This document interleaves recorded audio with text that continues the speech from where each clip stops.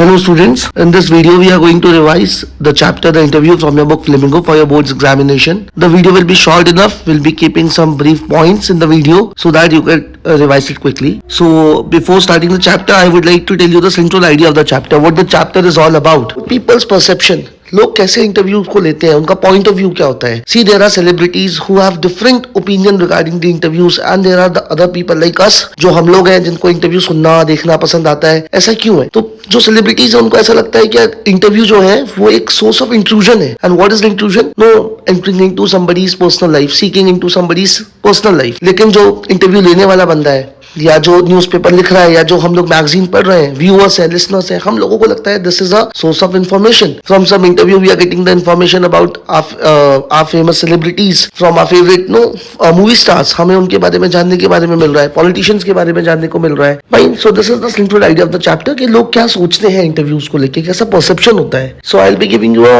Brief summary of the chapter. The chapter starts with the author introducing us to the method of the interview. तो starting में chapter के बिल्कुल बता दिया गया है कि ये जो जर्नलिज्म है, ये जो इंटरव्यू लेने का तरीका है, जो इन्फॉर्मेशन गैदर करने का तरीका है, ये 130 इयर्स पुरानी चीज है. ये कोई आज की नई चीज नहीं है कि इंटरव्यू अभी चालू हुआ हो. ये 130 इयर्स पहले से स्टार्ट हो चुका है ये सब. He expresses that unsurprisingly various people carry different opinion about the concept of the interview and its uses. Some people think of it very highly while others can not be giving an interview. Exactly जो मैंने भी आपको बताया कि कुछ लोग तो interviews के बारे में बहुत अच्छे अपने ओपिनियन रखते हैं. उन्हें लगता है it is a source of truth, इससे हमें बहुत सारी चीजें पता लगती है, नॉलेज हमारे को मिलती है, फर्स्ट हैंड इन्फॉर्मेशन मिलती है. But at the same time there are people जो बियर भी नहीं कर सकते, सहन भी नहीं कर सकते कि कोई उनसे आके पूछताछ करे, उनके मुंह पे माइक लगा दे, हाँ जी the nation wants to know, जनता जानना चाहती है. So there are people no जिनके अलग अलग ओपिनियंस है इंटरव्यू को लेकर. Now further the chapter tells us that an interview can make a lasting impression in some primitive culture. It is believed that if one takes a photographic portrait of somebody then one is stealing that personal soul. तो अब चूंकि ये चीज 130 साल पहले से चालू हो चुकी है, तो लोगों का मानना भी जो है वो प्रिमिटिव है. थोड़ा सा प्रिमिटिव का मतलब पुराने जमाने से जो चले आ रहा है, पुराने कल्चर से जो चले आ रहा है. तो लोगों को लगता है कि इंटरव्यू लेना,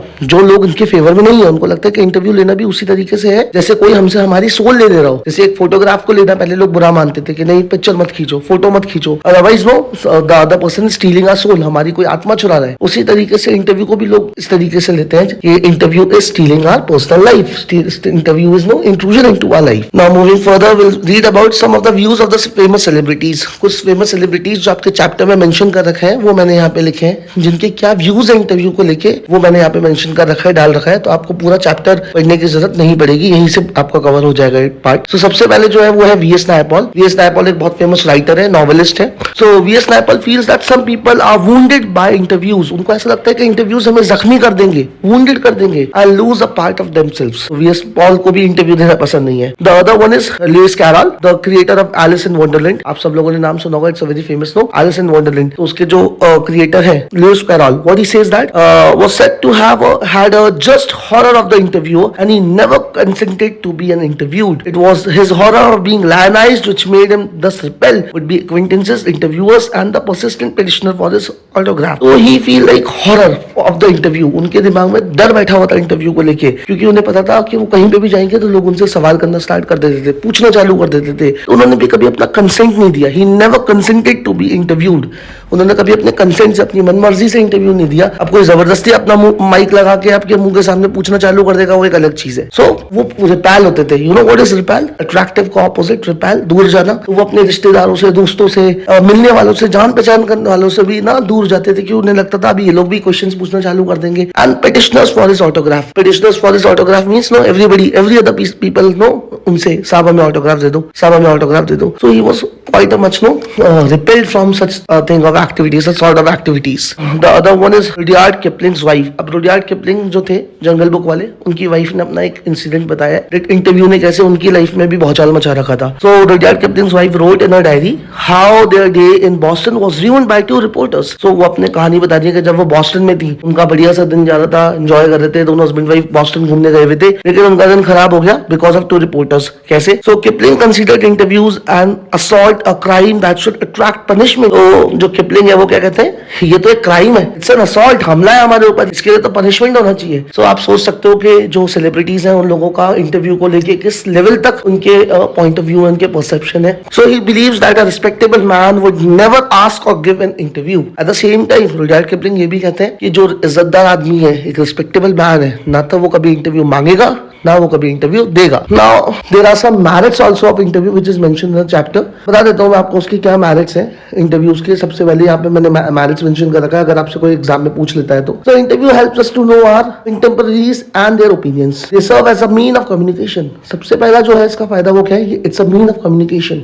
कम्युनिकेट कर पाते हैं लोग, पूछ पाते हैं एक दूसरे से, एक दूसरे के बारे में जान पाते हैं कि हमारे कंटेम्पररीज में आस पास में क्या चल रहा है। Now in this case the interview is endowed with a very special power and he becomes a chief source of information about personalities. The most important thing is that it is the chief source of information. सबसे important source है information का, और कौन सी information है, first hand information है जो कि directly gather करी जाती है, ठीक है। So personalities यानी कि आपके celebrities, आपके ministers, आपके politicians, all those big fame people, उनके बारे में जानने का सबसे बढ़िया सोर्स क्या है, interview. Okay, will move further. So now the second part of the chapter, it contains an interview of Umberto Eco by a journalist, whose name is Mukund, and that this journalist is from the newspaper the Hindu. तो ये second part है आपके chapter का। इसके अंदर मुकुंद नाम का एक इंटरव्यूअर है, एक रिपोर्टर है, वो इंटरव्यू लेने गया है। इनका इंटरव्यू ले रहा है एक यूनिवर्सिटी के प्रोफेसर है जो कि नॉवेल्स लिखते हैं, और उनका नाम क्या है, उम्बर्तो इको। सो इटालियन नेम है। So this chapter also contain an excerpt from an interview between Mukund belonging to the Hindu newspaper and Umberto Eco. अब Eco का यहाँ पे थोड़ा सा, Eco means this professor, इनका बायो दे रखा है, बता रखा है कि क्या करते हैं। So he is a professor at the University of Bologna in Italy. Right? जैसा भी मैंने आपको बताया इटालिक नेम है, so he belongs to Italy. वो वहाँ की यूनिवर्सिटी के अंदर प्रोफेसर है। He has a daunting status as a scholar for his philosophies on semiotics, literary interpretations and medieval aesthetics before taking up writing fiction. तो fiction लिखना तो उन्होंने बहुत बाद में चालू करा। सबसे पहले उन्होंने किस चीजों पे काम करते थे, फिलॉसफी पे काम करा करते थे, सिमियोटिक्स के ऊपर फिलॉसफीज लिख रहे हैं, लिटरेरी इंटरप्रिटेशंस लिख रहे हैं, मेडिवल एस्थेटिक्स के बारे में लिख रहे हैं। तो ऐसे बहुत सारे ऐसे वाइडर एस्पेक्ट के अंदर इन चीजों को ये लिखा करते थे, फिलोसफर थे, ओके, प्रोफेसर थे। फिक्शन तो बहुत बाद में लिखा है उन्होंने। The interview revolves around the success of his novel. अभी ये जो इंटरव्यू लेने गया है बंदा मुकुंद, वो गया क्यों है, किस बारे में पूछने गया है? सिर्फ उनसे वो ज्ञान की बातें, साइंस की बातें पूछने तो गया नहीं है। कि वो जो इंटरव्यू हो रहा है वो किस लिए हो रहा है? He wanted to ask about the success of his novel, और नॉवेल का नाम क्या है, द नेम ऑफ द रोज। तो ये जो प्रोफेसर साहब है, उन्होंने एक नॉवेल लिखी है जिसका नाम है द नेम ऑफ द रोज, और इसकी 10 मिलियन कॉपीज बिक चुकी हैं, सोल्ड आउट हो चुकी 10 मिलियन कॉपीज। वो इतनी सक्सेसफुल क्यों हुई, या फिर उनका क्या शेड्यूल रहता है पूरे दिन में, वो क्या करते हैं, ये सब जानने के लिए मुकुंद भैया गए वहां पे पूछने के लिए उम्बर्तो इको से। The name of the rose whose more than 10 million copies was sold in the market, more than 10 million copies। आप इमेजिन कर सकते हो कितनी सक्सेसफुल रही होगी ये novel. Mukund begins by asking him how he manages to do such things. Umberto replies saying he is doing the same thing, but he goes on to justify his book that revolve around peace and non-violence. So Mukund asks him, Mukund asks Umberto Eco कि आप इतनी सारी चीजें एक साथ कैसे कर लेते हैं? How do you manage to do all such things, no, all together? Philosophies भी लिखना, यूनिवर्सिटी में पढ़ाना भी, how you manage all these things? Umberto Eco का सिंपल सा रिप्लाई होता है that he is doing all the same at the same time. No, सब एक साथ करते हैं, कुछ अलग से टाइम नहीं निकालते हैं। और साथ में वो ये भी बताते हैं कि उनकी जो बुक है पीस और नॉन वायलेंस के ऊपर है। जो उनकी बुक है उसके अंदर वो it is revolving around peace and non violence. We learn that Umberto classifies himself as an academic scholar. He attends various academic conferences throughout the week and writes novels on Sundays. उनके interview से हमें ये भी पता चलता है कि वो बहुत एकेडमिक स्कॉलर हैं, तो पूरे वीक वो कहीं ना कहीं कॉन्फ्रेंस के अंदर बिजी रहते हैं, अपनी यूनिवर्सिटी में बिजी रहते हैं, बच्चों को पढ़ाने में बिजी रहते हैं। नॉवेल्स वो सिर्फ संडे को लिखते हैं। तो he calls himself as a Sunday writer.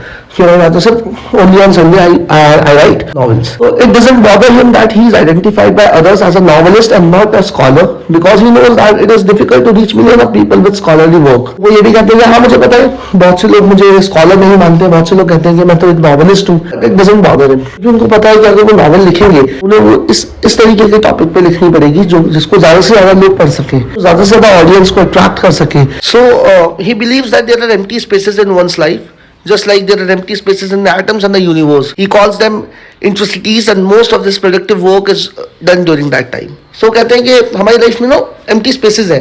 अब वो उसको कैसे एक्सप्लेन करते हैं, जैसे आप ग्राउंड फ्लोर से 4th फ्लोर पे जा रहे हो लिफ्ट के अंदर, तो बीच का जो टाइम बचा उस टाइम को यूटिलाइज कर लेते थे वो सोचने के लिए कि उनकी नॉवेल में और क्या हो सकता है और किस चीज के बारे में वो लिख सकते हैं. सो ऐसे वो कहते हैं कि जैसे कि एटम्स है, spaces and atoms and the universe, जैसे स्पेस है वैसे ही हमारी लाइफ में भी स्पेस होता है जिसको हम यूटिलाइज नहीं करते, जिसको हम फ्री टाइम समझ के निकाल देते हैं. Talking about this novel he mentioned that it is not an easy read, it has a detective aspect to it along with metaphysics, theology and medieval history. कहते हैं मेरी जो नॉवल है जिसका नाम क्या बताया था मैंने भी आपको, द नेम ऑफ द रोज, वो इतना इजी रीड नहीं है. नॉट एन इजी रीड का मतलब उसके अंदर भी आदमी को अपना दिमाग लगाना पड़ेगा. बिल्कुल उन्होंने कोई फिक्शन नहीं लिख दिया है, कोई पंचतंत्र की कहानियां नहीं दे दी है, कोई चीकू खरगोश की कहानी नहीं बता दी है कि किसी ने भी सुना और उसको समझ में आ गया. जो रीडर्स होंगे उनको डिटेक्टिव एस्पेक्ट रखना पड़ेगा. दैट मीन्स उनको थोड़ी नॉलेज पता होनी चाहिए मेटाफिजिक्स के बारे में, और नहीं है तो अलॉन्ग विद नो रीडिंग उनको पता करना पड़ेगा, सर्च करना पड़ेगा, उसके बारे में जानना पड़ेगा ताकि किसी की इंफॉर्मेशन नॉलेज बढ़े. यू नो, सिर्फ novel is not only a source of no entertainment, also at the same time it gives us information. तो कहते हैं कि जो मेरे जो रीडर्स हैं उनको थोड़ी सी अपनी डिटेक्टिव अप्रोच रखनी पड़ेगी along with metaphysics, theology and medieval history. ये सब उनकी नॉवेल के पार्ट है. मेडिवल हिस्ट्री का भी पार्ट है उसके अंदर, मेटाफिजिक्स का भी पार्ट है. Also he believes that had the novel been written 10 years earlier or later, it would have not seen such a huge success. Thus, the reason for its success still remains a mystery. So he says that उनको अभी भी याद लगता है कि इसकी जो success है ना वो एक मिस्ट्री है. अगर 10 साल पहले या 10 साल बाद उन्होंने नॉवेल निकाली होती, पब्लिश कराई होती, तो शायद इतनी सक्सेसफुल नहीं होती. तो उसके पीछे सक्सेसफुल के होने के पीछे क्या रीजन है आज तक उनके लिए भी एक मिस्ट्री है. बट उनको लगता है कि राइट टाइम, सही समय पे सही चीज करी गई है. And that is the reason कि रीडर्स जो है वो बहुत ज्यादा नॉवेल को पढ़ना पसंद कर रहे हैं और उसकी 10 मिलियन कॉपीज वो ऑलरेडी बेच चुके हैं. So now at the end of this video, I'll be telling you the reason behind the success of the novel. If the question is asked in the exam, तो आप ये लिख सकते हो कि what is the reason why वो novel क्यों successful हुई. So in conclusion, the huge success of the name of the rose can be attributed to the combination of its mystic elements. किस वजह से? क्योंकि उसमें combination है, बहुत सारे elements उसके अंदर डले हुए हैं. वो सिर्फ particularly किसी एक टॉपिक के ऊपर नहीं है, वो सिर्फ जातक कथा नहीं है, वो सिर्फ पंचतंत्र की कहानी नहीं है, वो सिर्फ साइंस के ऊपर नहीं है. ठीक है, उसके जो एलिमेंट्स हैं वो मिस्टिक एलिमेंट्स है. बहुत सारे एलिमेंट्स उसके अंदर यूज करे गए हैं, अलग अलग सोर्सेस से इंफॉर्मेशन उसके अंदर ली गई है. And incorporation of metaphysics and medieval history, जो अभी जस्ट मैंने आपको बताया था. And the unique blend of detective style and theology. तो नॉवेल लिखने का जो स्टाइल है और जो रीडर्स है वो मांगते हैं, वो क्या मांगते हैं कि रीडर को भी थोड़ा सा एक डिटेक्टिव अप्रोच, डिटेक्टिव स्टाइल रखनी पड़ेगी. डिटेक्टिव आप जानते हो ना क्या करता है, कोई भी चीज को खोजता है, उसके बारे में पता करता है, जानकारी निकालता है. And that is what this writer Umberto Eco he wants his readers to do while reading out the novel. तो पूरा जो चैप्टर था आपका इंटरव्यू वो यही था. सबसे पहले चैप्टर में के इंटरव्यू क्या होते हैं, लोगों के क्या व्यूज है उसके ऊपर. पहले पार्ट में आपको ये बताया which I have already explained. And in the other part the chapter contains interview between Umberto Eco and Mukund. Mukund कौन है? इंटरव्यूअर का नाम है, रिपोर्टर का नाम है. कौन से न्यूज़पेपर से? द हिंदू से. I hope I have made the chapter clear to you. All the best students for your exams. I will be coming up with other video with some new topic. Thank you so much everyone.